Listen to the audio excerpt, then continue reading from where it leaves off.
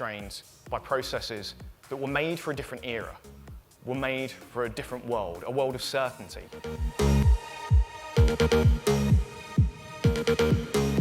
Be comfortable with the fact that you don't know, no one's going to know everything, and if this is still something that's scary or something that's new, that's okay, and that's normal. So a mechanic can look at the car and analyse what's wrong with the car. You can look at your code and go, I'm expecting this outcome, and so I can close that gap.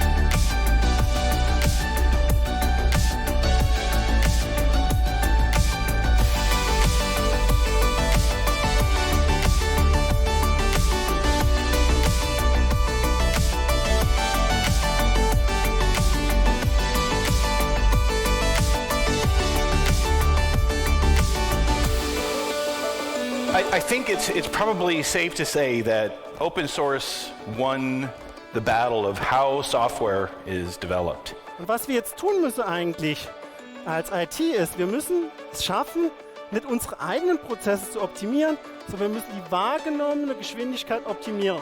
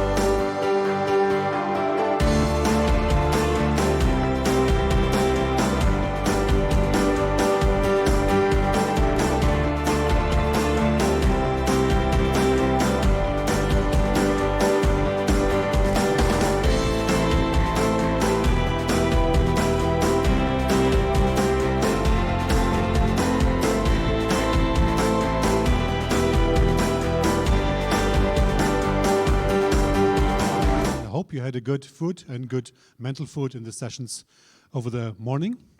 Now we're continuing with our first keynote of the day, of the conference. And it is about technology, but not only about technology, it's about responsibility. It's about the ethics in technology. So on the one hand, it's about everything we are doing as developers. Every decision, be it a small decision or big decision, has an impact, has some consequences. And we believe as technology is really ubiquitous. So the digital technologies is really in almost every sphere now of our daily and economic life. Yeah. So the level of responsibility is raising. And it's a good idea to really think about what impact can certain decisions have. Our keynote speaker, Kenneth, is a designer, a thinker, a researcher in the frequent conference speakers. And he's not only thinking about, okay, the question, how can we avoid immoral effects, but also on the other hand, of course, how can we create trust for the users, for the customers, or whoever is using the software. So having said that, please give a warm hand to Kenneth. Thank you, Sebastian.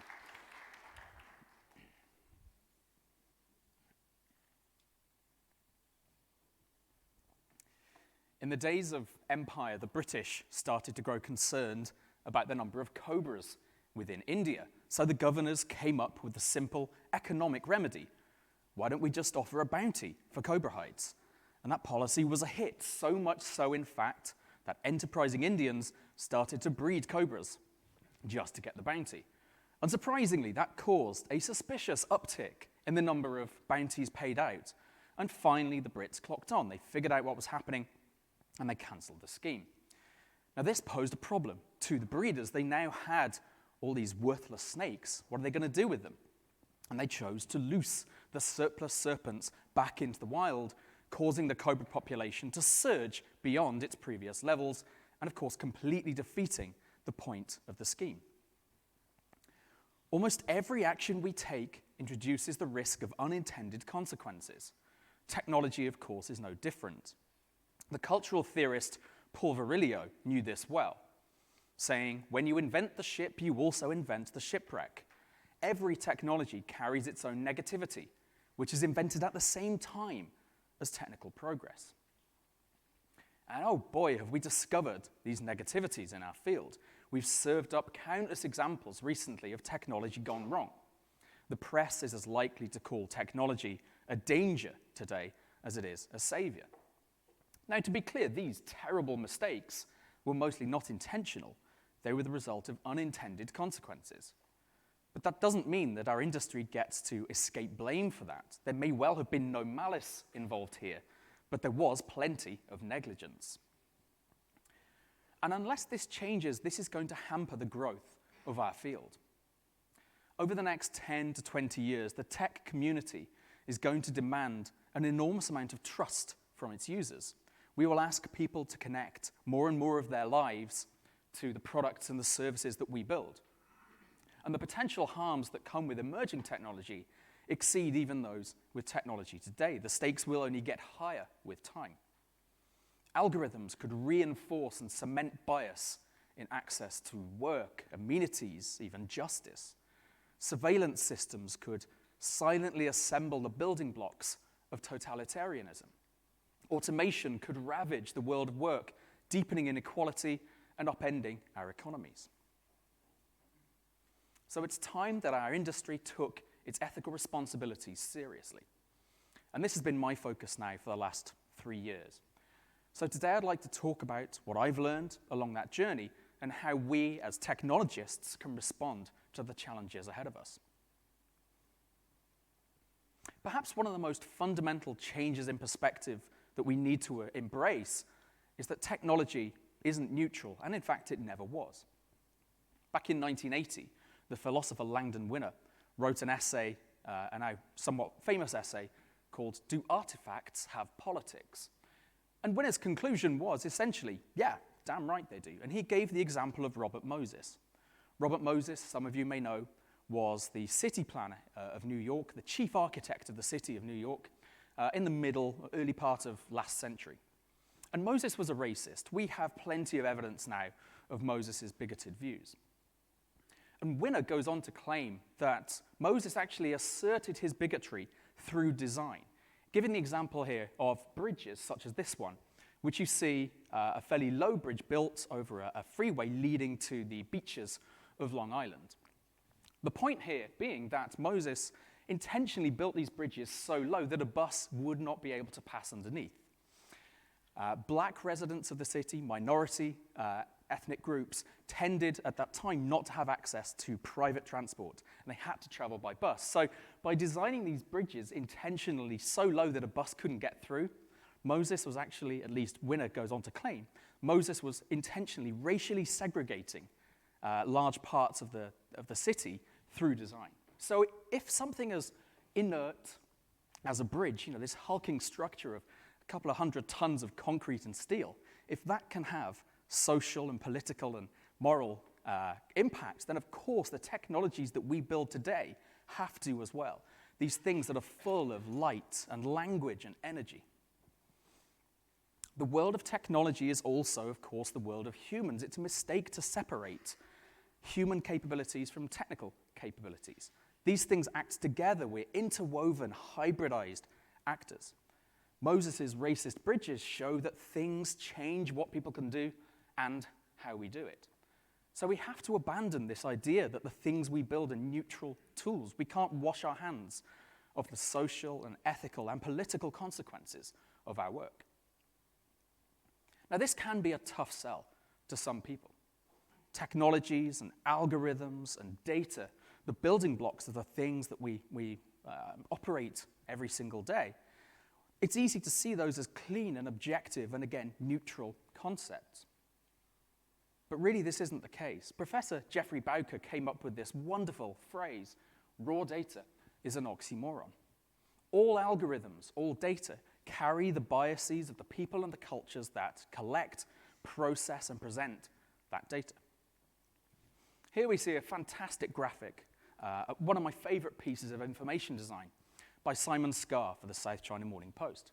And Scar has chosen a very leading metaphor to depict the heavy cost of the Iraq conflict, this idea of dripping blood.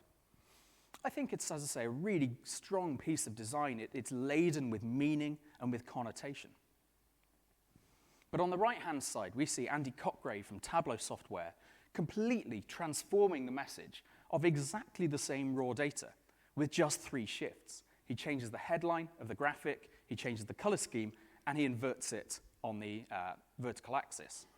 I think this is elegant proof that we can introduce bias simply by the way that we structure, contextualize, and present exactly the same raw data.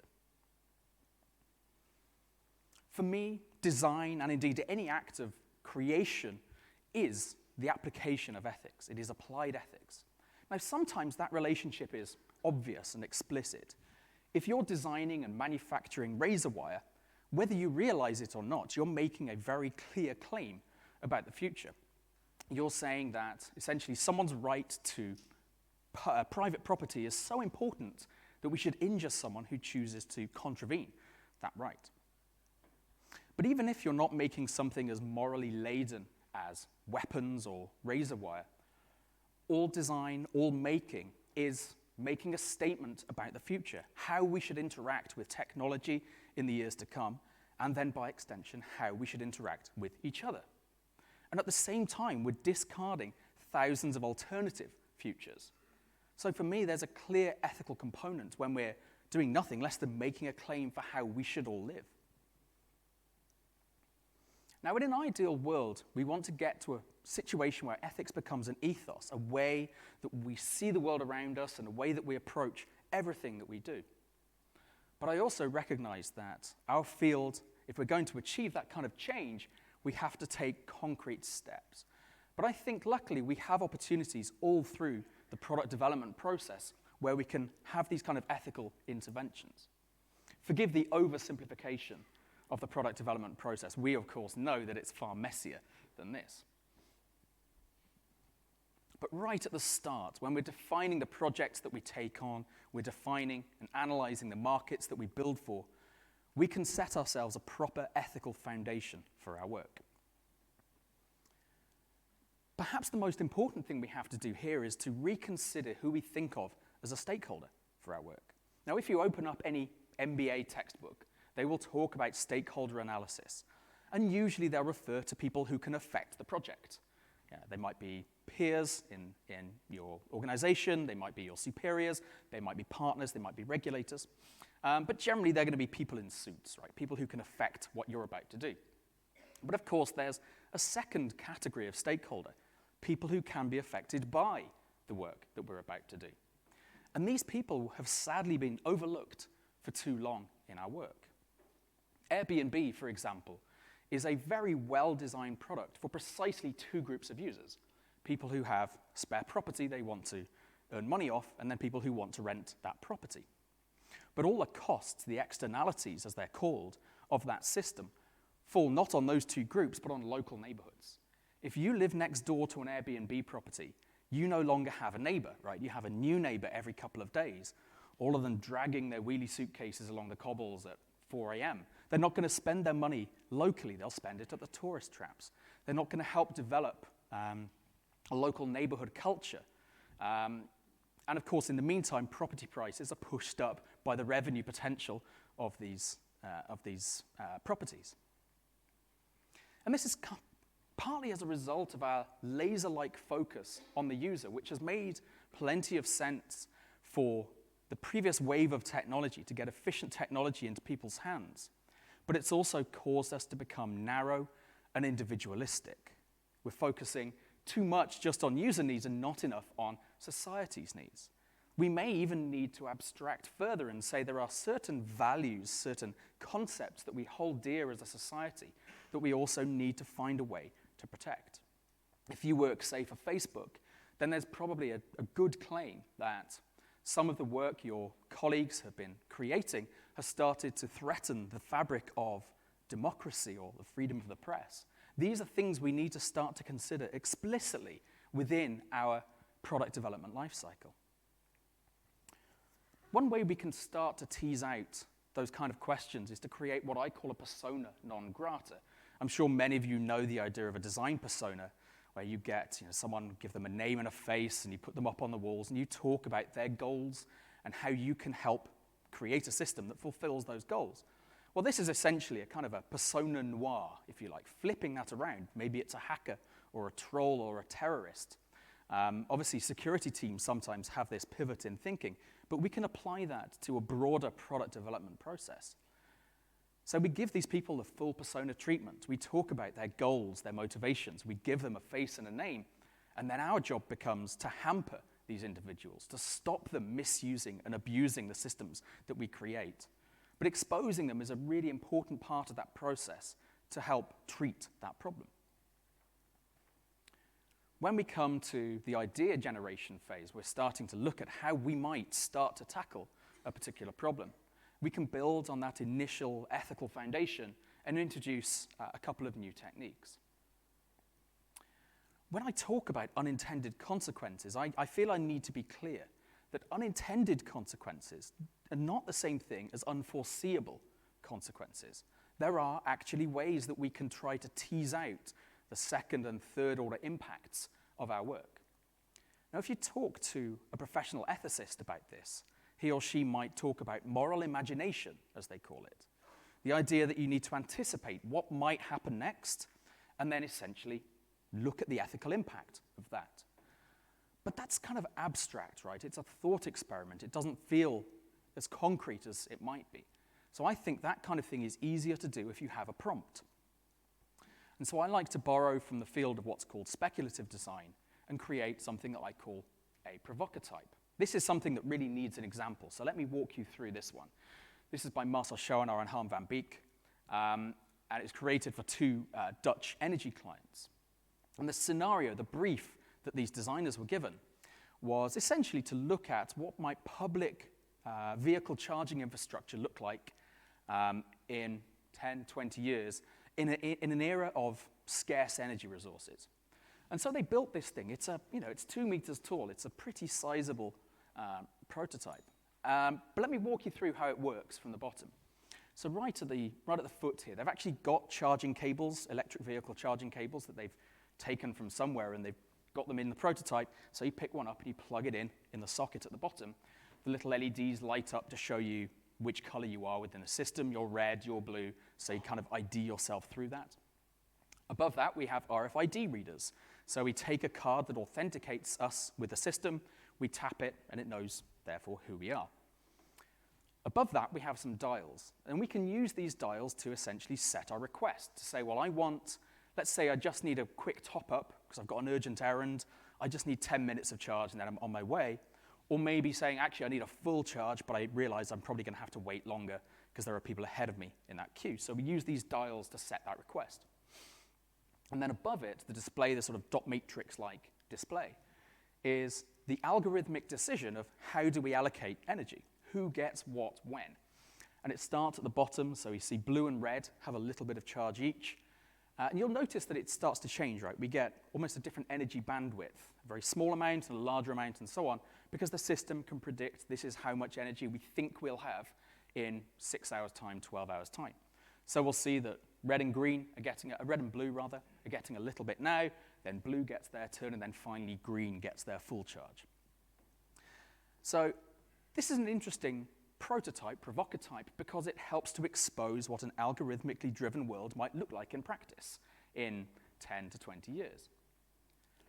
But the most interesting thing for me is that the designers didn't stop there. They actually prototyped the RFID cards, the cards that we're using to allocate different social status and different energy status. So in the middle, we see a card for a doctor. Perhaps this is something that's given to doctors. But there's a caveat, right? You have top priority in the system, but if you abuse it, it might be punishable by law. You have to use it with discretion. Below that, we have a probation ID. Maybe this is a card that we give to a recent offender or someone awaiting trial. And they have low priority within the system. They have capped usage and so on. So we can see here with a prototype and with these cards, the potential for the Internet of Things and for energy scarcity to come together in ways that actually encode and reinforce social status and even inequality. Now, the designers aren't saying this is the best solution, right? They're not going to their energy clients and say, you need to start installing these right now across Utrecht and Rotterdam and so on. Instead, they've created the design that gets the right conversations happening, that expose some of the moral implications of the technologies we could build so that we have a proper way to talk about them. Rather than some abstract thought experiment of, well, what might we do? We now have an object or two that allows that conversation to really kick off. To take advantage of ethics, though, at this stage, we also have to change how we think about ethics.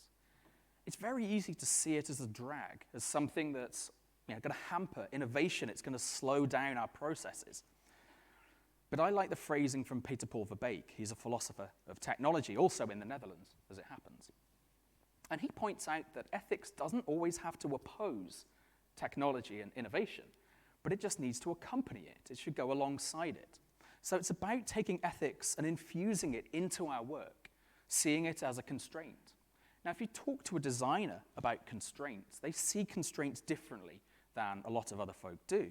A designer knows that constraints don't necessarily mean you have fewer options. Now, certainly it will mean that some options aren't viable, but it also generates new options, having that additional constraint in place.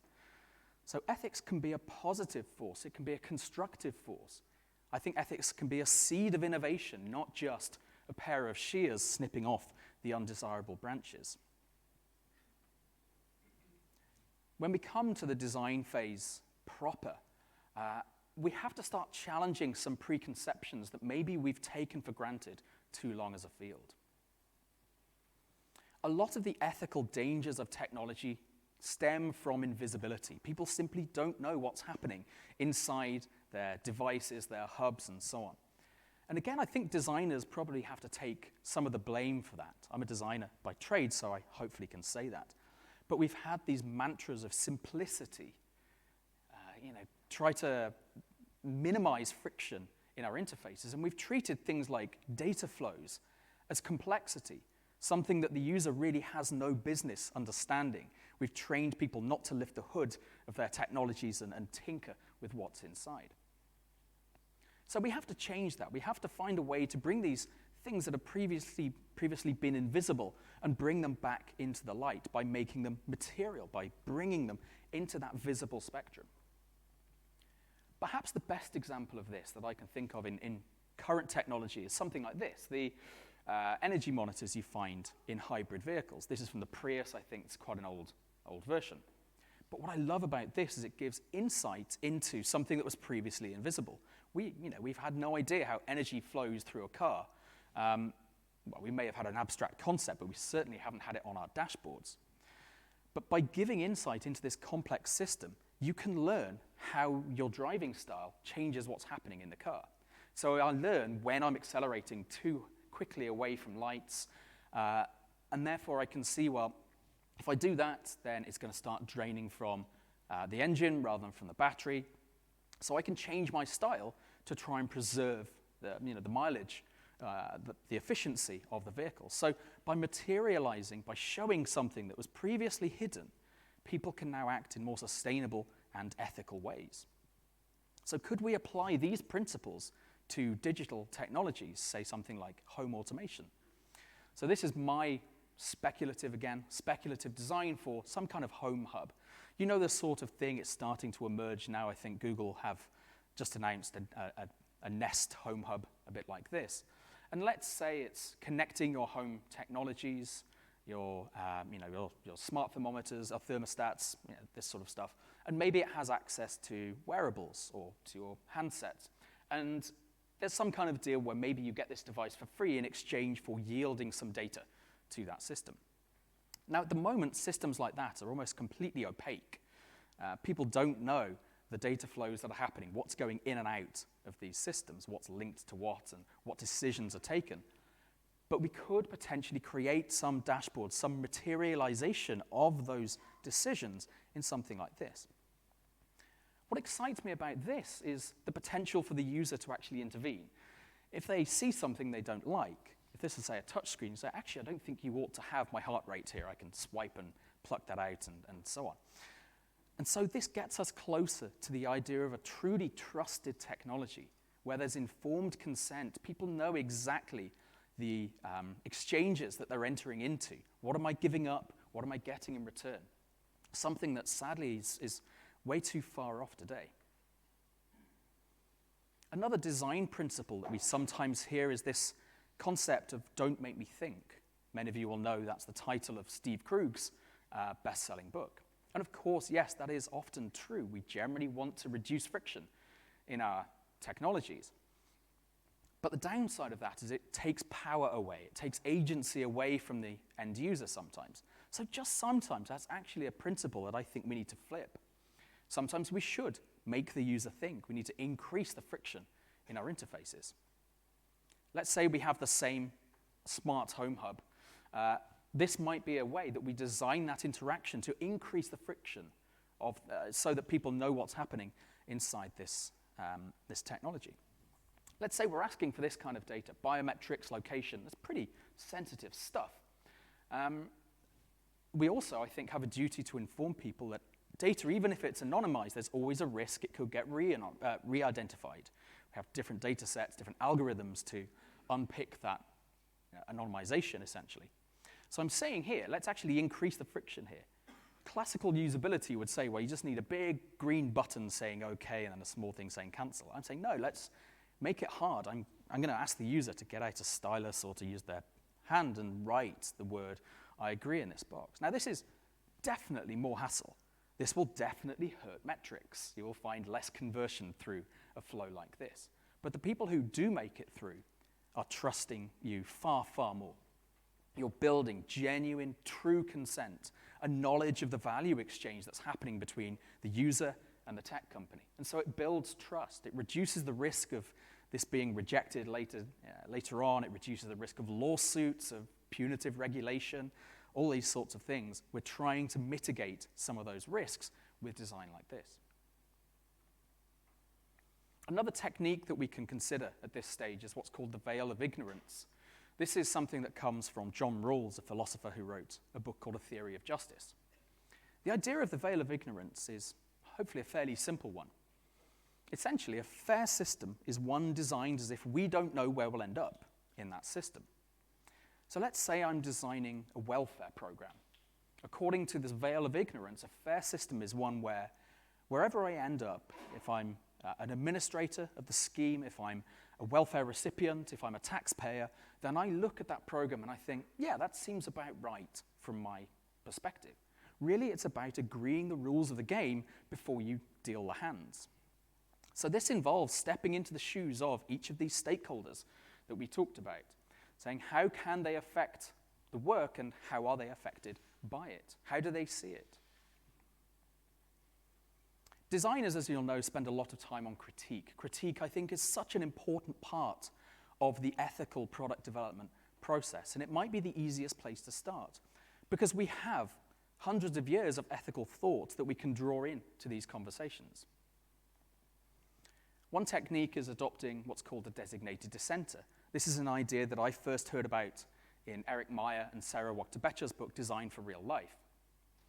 The designated dissenter is, the best way I can describe it is they're kind of a constructive pain in the arse. They're there to role play as someone who's going to challenge the team's assumptions. They'll throw in these little grenades of defiance into the product development process. So if someone's, say, asking for sensitive data, marital status, for example, a designated dissenter might role play as someone going through a difficult divorce and say, well, why are you asking me for this stuff? I don't want to have to think about this right now. I'm just trying to sign up to register this credit card or whatever it is. But at this stage, we also have to ask searching questions. We have to get beyond the kind of hunches that a lot of us operate by when it comes to morality. We need to have a more rigorous way to talk about ethics. So we can rely here upon what I call 4 ethical tests, derived from 3 main schools of ethical thinking, and we'll just go quickly through them now. The first test we can offer: what if everyone did what I'm about to do? Would a world in which this was a universal law of behavior, would that be a better place or a worse place? This idea comes from Immanuel Kant. It's called a deontological theory of ethics. But let's run through a quick example. If I'm being asked to code up a dark pattern, we all know dark patterns, right? Deceptive interfaces designed to sort of hoodwink users into behaving certain ways that benefit us. If I've got someone, I don't want to throw product managers under the bus, but it's probably a PM, saying, I want you to ship this dark pattern. Say we've got a renew flag for a subscription. I want you to set that to on by default. Well, what if everyone did what I'm about to do? Well, it's pretty clear, I think. If everyone shipped every dark pattern that they could or that they were asked to do, well, of course, the sphere of technology is diminished. The whole general public would trust technology less. They would trust their devices less. So this question at least gives us some ammunition to say, I'm not sure this is an ethically appropriate thing to do. Another question we can ask also comes from Immanuel Kant. Am I treating people as ends or as means? Now, this maybe takes a bit of unpacking. For me, this is about, am I treating users particularly as free individuals with their own goals in life, or am I really just treating them as ways for me to hit my own goals? Now, this isn't a question that I think any one of us would struggle with individually. It's clearly not right to use people in that way.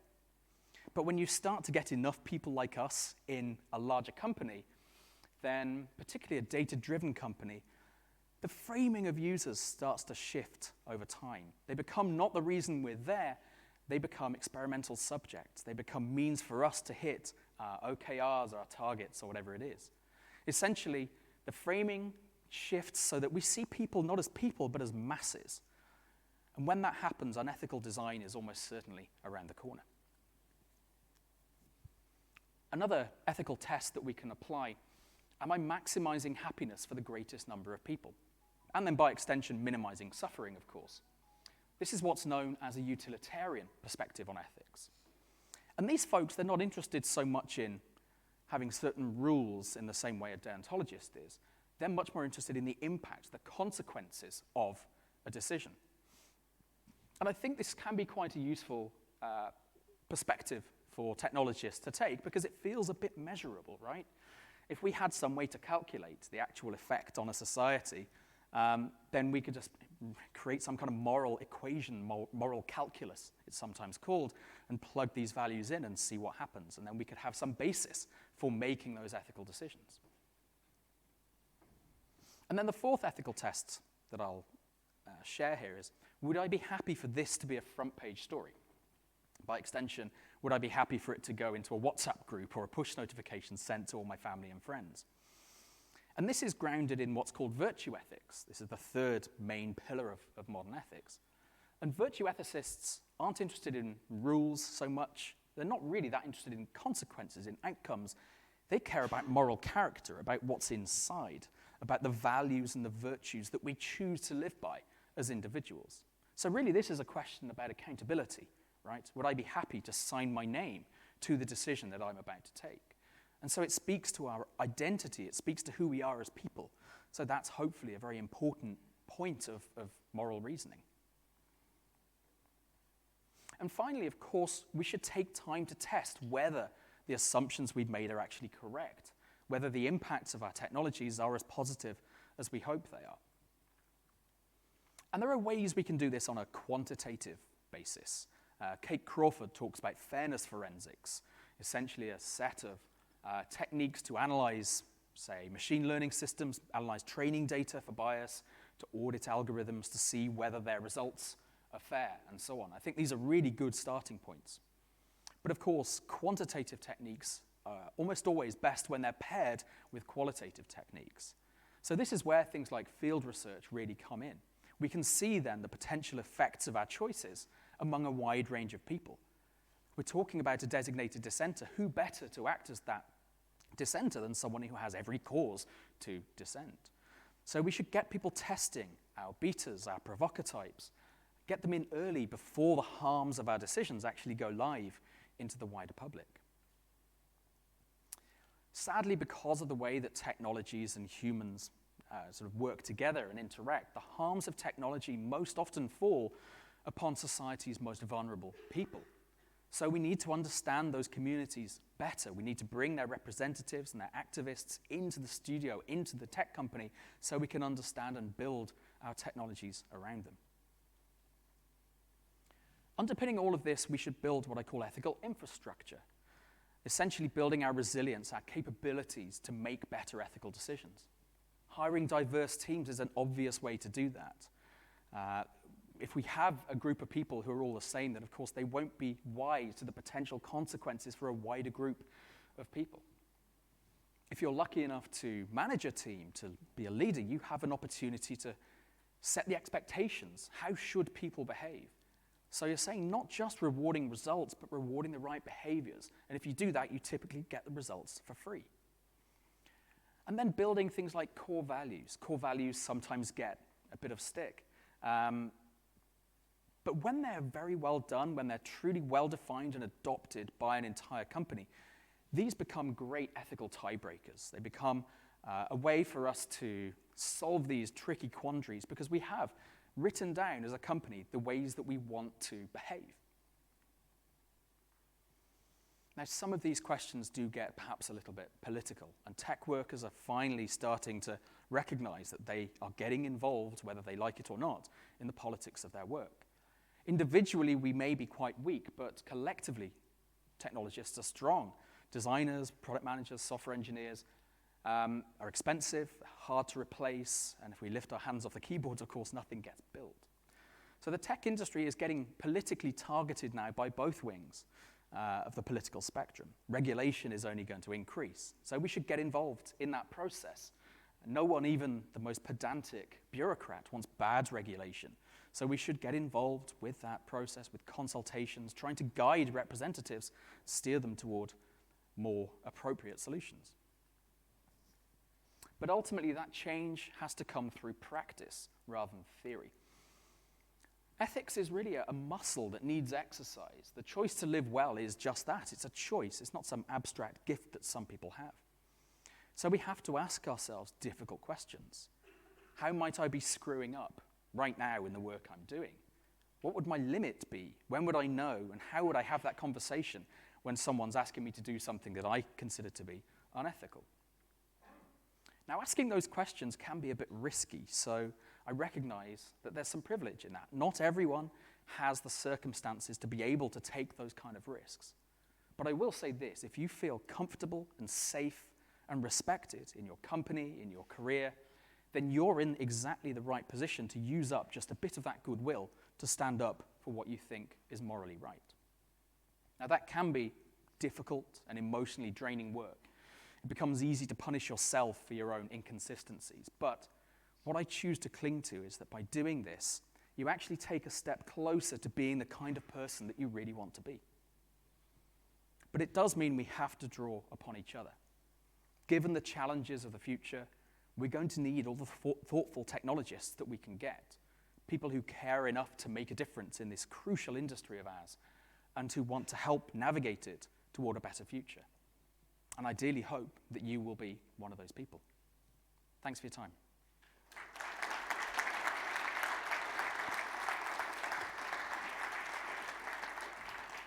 So thank you very much.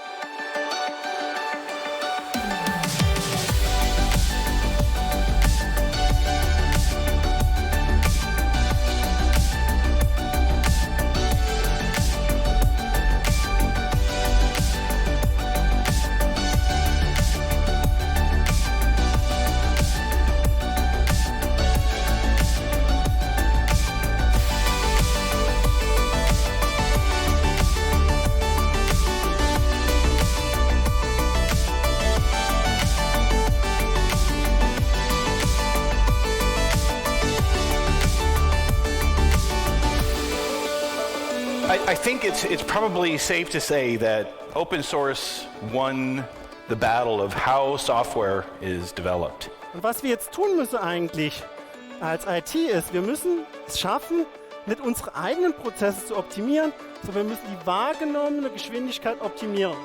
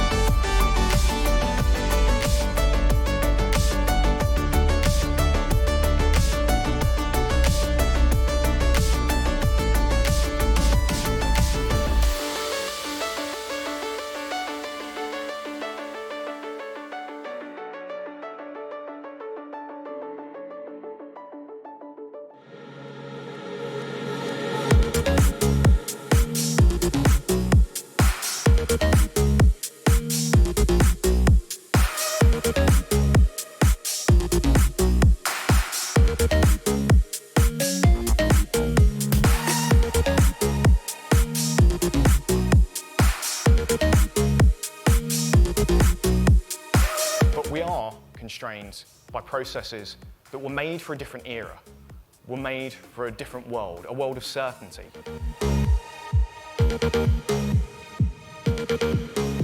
Be comfortable with the fact that you don't know, no one's going to know everything, and if this is still something that's scary or something that's new, that's okay, and that's normal. So a mechanic can look at the car and analyse what's wrong with the car. You can look at your code and go, I'm expecting this outcome, and so I can close that gap.